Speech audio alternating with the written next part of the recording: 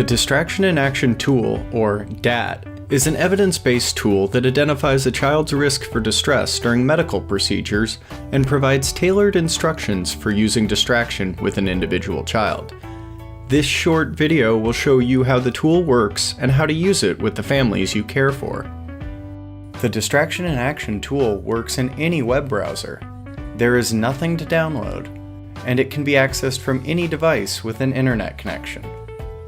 Anyone can access the Distraction in Action tool by going to uichildrens.org and search using the term Distraction in Action tool or distraction. Have the parent click on the green Sign In button to get started.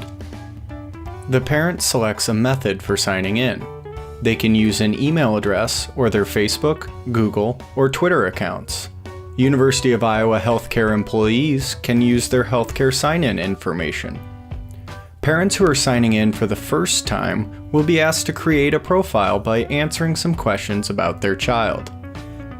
If parents have already used the system and use the same sign-in, they can either create a profile or select an existing profile to update.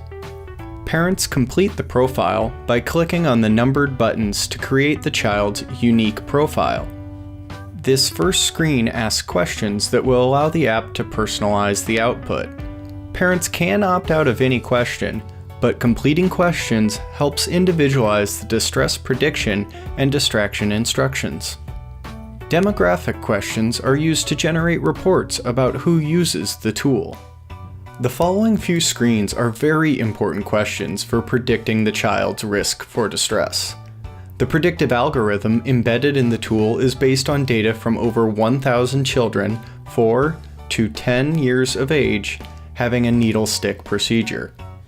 First, the parent is asked about the child's experience with procedures and distraction. Then, family coping, what the parent thinks will work best for distracting their child, and parenting style. At this point, the parent is prompted to give the device to the child.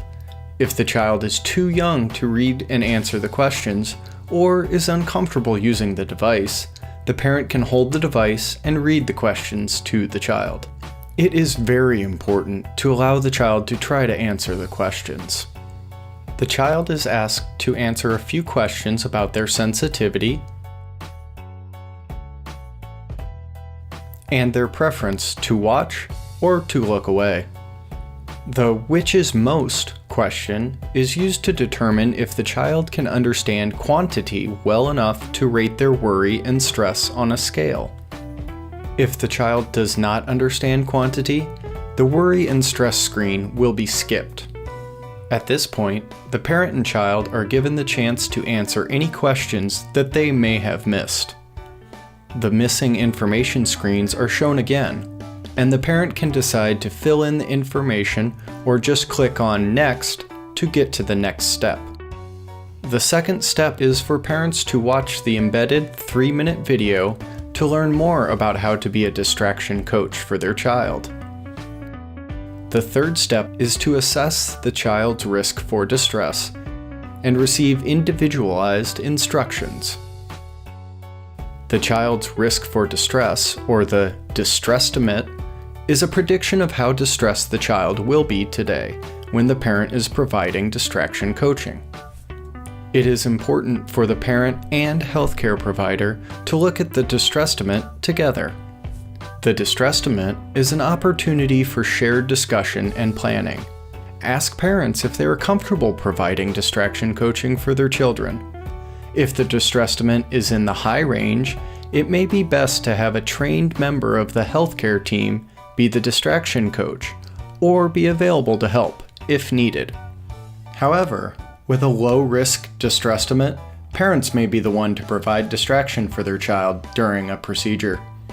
The next several screens include written tailored tips for the distraction coach based on the child's profile. You will notice the child's first name and the child's preferences are embedded in the instructions.